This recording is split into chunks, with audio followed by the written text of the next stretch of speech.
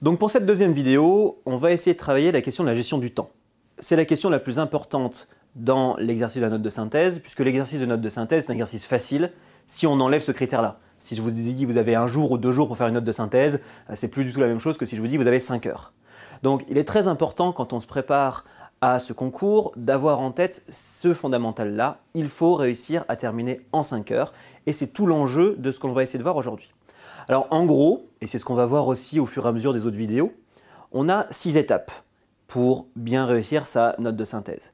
Le but est de donner à chacune de ces étapes un temps et de ce temps s'y tenir. De me dire par exemple, je décide de lire en 1 heure ou je décide de lire en 2 heures et une fois qu'on a réussi à finir 1, 2, 3 notes de synthèse avec cette méthode, de s'y tenir pour que le jour J, vous sachiez exactement quand est-ce que vous êtes en avance, quand est-ce que vous êtes en retard. Très souvent, les candidats ont l'impression d'être en retard à la dernière minute parce qu'ils ont été trop lents sur le grand 2. En fait, le retard, c'est parfois pris très en amont, au moment de la lecture ou même encore avant.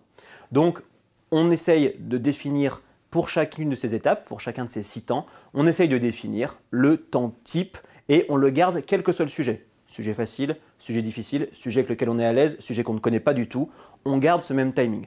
Votre travail en vous préparant, c'est donc de définir ce temps. Alors, quels sont les 6 temps que je dois réaliser pour bien réussir ma note de synthèse? C'est simple. La première, c'est une lecture du sujet, pour voir évidemment de quoi vous allez devoir parler.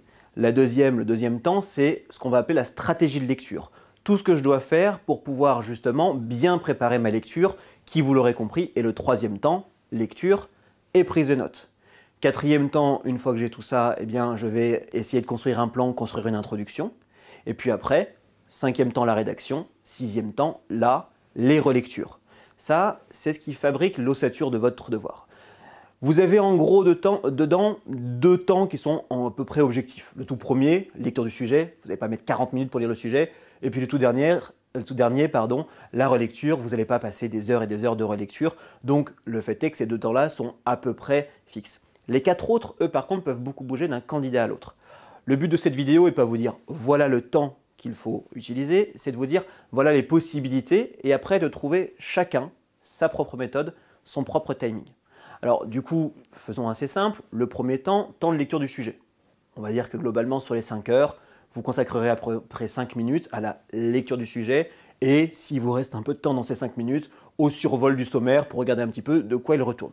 Ça, c'est le premier temps, il est globalement objectif. Le but, vous l'aurez bien compris, c'est d'essayer de comprendre de quoi parle le sujet et qu'est-ce que je vais devoir transmettre dans ma note. Facile. Le deuxième temps, c'est un temps de stratégie de lecture. Alors celui-ci commence à être déjà beaucoup plus discriminant. Vous avez des candidats qui ne feront aucune stratégie de lecture, on les voit le jour du concours, c'est ceux qui dès le départ prennent leur stabilo et vont à toute vitesse.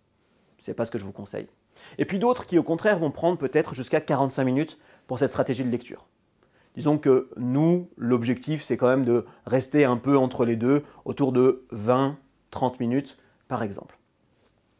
Ce temps de stratégie de lecture, c'est un temps où il faut faire au moins 4 choses. La première chose, regarder le sommaire et le classer.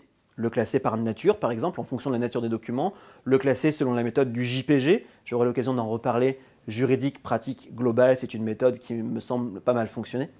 Vous pouvez ensuite passer au deuxième temps. Ce deuxième temps, c'est tout simplement le survol des documents. Je passe tous les documents les uns à la suite des autres et je regarde les mots en gras, les mots soulignés, les mots qui sont mis en exergue et cela va me donner une idée globale de ce qu'il y a à l'intérieur du sujet. Alors ça, vous pouvez soit le retenir, l'enregistrer, soit le prendre en note par exemple. Vous avez pour ça à peu près disons 10 secondes par page, pas beaucoup plus parce qu'il faut quand même être très efficace puisqu'il vous reste encore d'autres choses à faire. La troisième chose, c'est d'avoir un classement, une stratégie de lecture à proprement parler, donc un classement des documents, où en face, je vais attribuer du temps. Le document 1, je vais le lire en premier par exemple, et je vais lui attribuer 10 minutes. Le document 5, je vais le lire en deuxième, je vais lui attribuer 5 minutes. Grâce à cette stratégie, je vais découper mon temps de lecture de manière à savoir exactement combien de temps je consacre à chaque document et de pouvoir mesurer si ou non je suis en retard. Et puis la dernière chose à faire dans ce temps-là, j'aurai l'occasion d'en reparler, c'est un exercice un peu plus complexe, c'est celui des titres de brouillon. Je vais choisir mes titres de brouillon. On en reparlera dans une autre vidéo. Ça, c'est le deuxième temps. Le troisième temps, c'est le temps de lecture et de prise de notes. Alors, vous le verrez, on va en reparler aussi longuement dans une autre vidéo. Ce temps de lecture et de prise de notes, je ne vous conseille pas de le maximiser. Le but n'est pas de faire 2 heures, c'est ce que font certains candidats. Bon, le but n'est peut-être pas de faire non plus 30 minutes, ce que font les candidats qui font un temps de lecture vraiment très très court, mais de tendre plus vers le temps le plus court que le temps le plus long. Disons par exemple 45 minutes, 1 heure, 1 heure et quart, on sera peut-être déjà au maximum parce qu'il y a encore beaucoup de choses à faire. Le temps d'après, c'est un temps qui est extrêmement important. C'est le temps de construction. Je vais venir fabriquer mon introduction, je vais venir fabriquer mon plan, je vais venir fabriquer mes titres, éventuellement même mes transitions. C'est le temps vraiment primordial puisque c'est là qu'on écrit au brouillon tout ce qui va venir distinguer ma copie après. Donc ça, c'est un temps sur lequel il faut beaucoup miser. C'est le temps de construction, c'est le 4e temps. Et puis il reste un dernier temps, celui de la lecture du sujet, celui de la rédaction, excusez-moi, celui de la rédaction de la copie. Cette rédaction de la copie, vous allez pouvoir consacrer un temps plus ou moins long à cette rédaction en fonction de votre habitude d'écriture, mais il faut garder au minimum une grosse heure et au maximum 2 heures, 2 heures et demie. Vous voyez déjà la distinction entre les stratégies des candidats. Moi, je vous conseille d'être un petit peu en dessous de 2 heures, par exemple, aux alentours d'1h45, 1h50.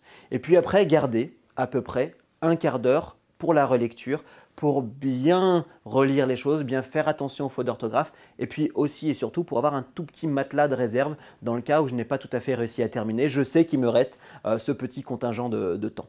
Alors, si on regarde bien, si je m'aligne toujours sur le temps minimum, il me faut en gros 2 heures et demie pour faire la note de synthèse. Autant vous dire que là, c'est une sacrée performance. Si je m'aligne tout le temps sur le temps maximum, il va me falloir 10 heures. Bon, 10 heures, ça me semble plutôt confortable, assez faisable. Le problème, c'est évidemment que vous n'avez pas 10 heures. Donc, il faut petit à petit s'entraîner pour faire rentrer ça en 5 heures. Et on essaye de trouver le bon découpage. Par exemple, bien 5 minutes pour la lecture du sujet, auquel ensuite je vais faire 20 minutes pour la dimension stratégie de lecture, les 4 temps qu'on a évoqués, puis 1 heure et demie à proprement parler de lecture, et puis en gros 1 heure pour la construction de l'intro et du plan. Si je fais ça, eh bien, il me reste en gros un petit peu plus de 2 heures pour tout le reste. Eh bien, je vais passer 1h50 par exemple sur la rédaction de la copie et puis 15 minutes pour relire. Et voilà comment j'ai défini mon temps.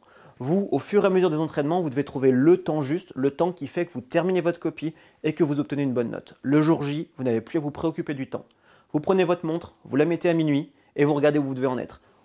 À minuit 5, je dois avoir fini la lecture du sujet. À minuit 25, je dois avoir terminé la stratégie de lecture. Au bout d'1h55, je dois avoir terminé la partie lecture, prise de notes. Au bout de 2h55, j'ai dû construire mon plan, etc., etc. Vous voyez l'idée. Le but est toujours de savoir si vous êtes à l'heure ou pas. Vous pouvez aussi bien sûr utiliser un chronomètre par exemple.